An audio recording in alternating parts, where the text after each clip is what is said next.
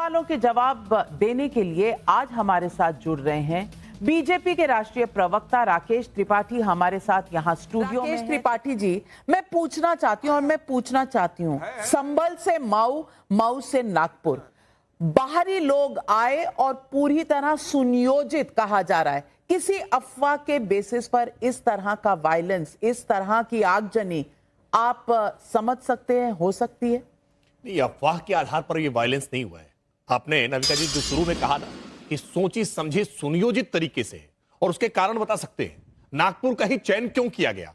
क्योंकि नागपुर ये शहर राष्ट्रीय स्वयंसेवक संघ के लिए वहां से जहां से मुख्यालय है, जहां नागपुर बार बार ये विपक्ष नागपुर नागपुर अपनी जबान पर रटा करता है, जानबूझ करके उन्होंने नागपुर का चयन किया है कि हमारी पहुंच नागपुर तक कितनी है। और अभी वारिस पठान कह रहे हैं ना, आफ्टर इफेक्ट है। किस चीज का आफ्टर इफेक्ट है? आप कह रहे हैं कि वहां कुरान शरीफ की आयतों को जलाया गया, ये झूठ है। अफवाहें इसी तरह से फैलाते हैं, नेशनल टीवी पर बैठ करके आप अफवाहें फैलाने का काम कर रहे हैं। और याद करिए ना, उत्तर प्रदेश में रामचरितमानस के फाड़ा गया कि नहीं फाड़ा गया, उसको जलाया गया कि नहीं जलाया गया, क्या दंगे हुए थे? क्या हिंदुओं की सहिष्णुता रहती है? और आप इस तरह की हिंसक प्रवृत्ति को वाजिब ठहराने के लिए, जायज ठहराने के लिए कुतर्क गढ़ने का काम कर रहे हैं। सच बात यह है कि पहले से सुनियोजित तरीका था। आपने दिखाने की कोशिश की है कि देखो हम नागपुर में कर सकते हैं तो हम कहीं भी कर सकते हैं, और आप यहां तर्क ले रहे हैं। आखिरकार महू में क्या तर्क है? क्रिकेट की टीम जब जीतती है और उसका जब जश्न का जुलूस निकालता है, वहां पथराव करते हैं। एक कारण गिनाएंगे? जहां जहां पर हिंसा हो रही है कितने कारण गिनाएंगे? हिंसक प्रवृत्ति को स्वीकार करिए और इसको स्वीकार करिए कि इस हिंसक प्रवृत्ति पर कैसे लगाम लगाई जाए। कठोर कानून व्यवस्था से मुझे लगता है कि इस पर दंडात्मक कार्रवाई ठीक से होनी चाहिए और निश्चित तौर पर होकर के रहेगी। ऐसे लोगों को बर्दाश्त किसी सूरत में नहीं किया जाना। राकेश त्रिपाठी जी, नहीं, हम मातम मनाने का पूरा अवसर देंगे, आप निश्चिंत रहिए। ये आनंद दुबे भी मातम मनाते हुए, छाती पीटते हुए दिखाई पड़ेंगे, क्योंकि दंगाइयों पर बहुत प्रभावी कार्रवाई होना प्रारंभ हो गई है।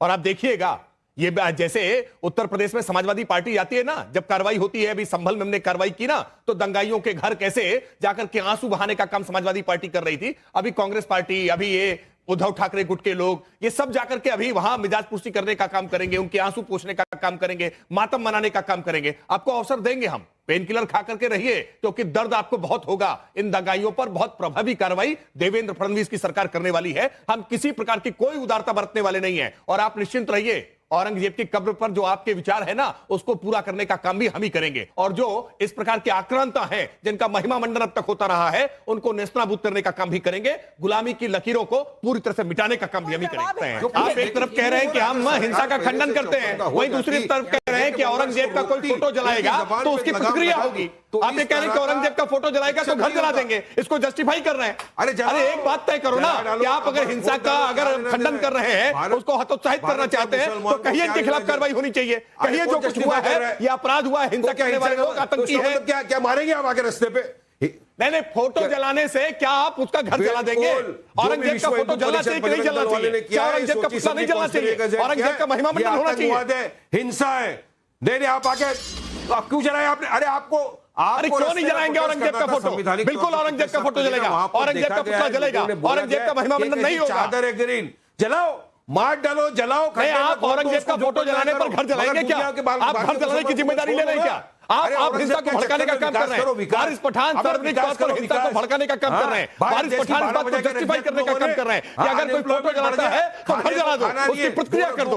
और ये बता रहे हैं कि गर्दन दबाने से आंखें बाहर निकल आती है। कैसे राकेश जी, अब इस बी टीम का आज फैसला हो ही जाए।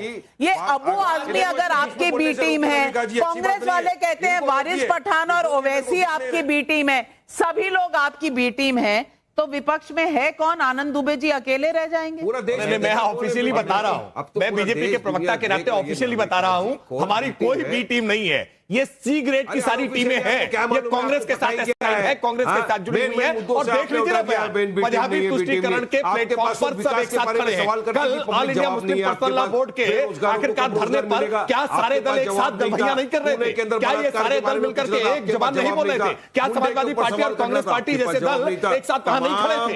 ये सच में ये सब आपस में एक साथ मिले हुए हैं। और जो केजरीवाल जी कहा करते थे ना कि सब मिले हुए जी, ये सब मिले हुए हैं और हमारी बी टीम बनाने का काम करते हैं। दिया। लेकिन और आज वारिस देखते हैं पठान आप ये देश बार बार में क्या हो रहा है। जस्टिफिकेशन करेंगे पूरा ना बजट कि सेशन वहां खत्म हो गुस्ताखी गया। हो गई थी हमारी नबी से, ये इसलिए तो आप हमने ये टीवी दंगा में कर आपको दिया, पूरा इसलिए हमने घर failure जला हो। दिए। पूरा ये कितने failure हो। तरह के सवाल खड़े करेंगे।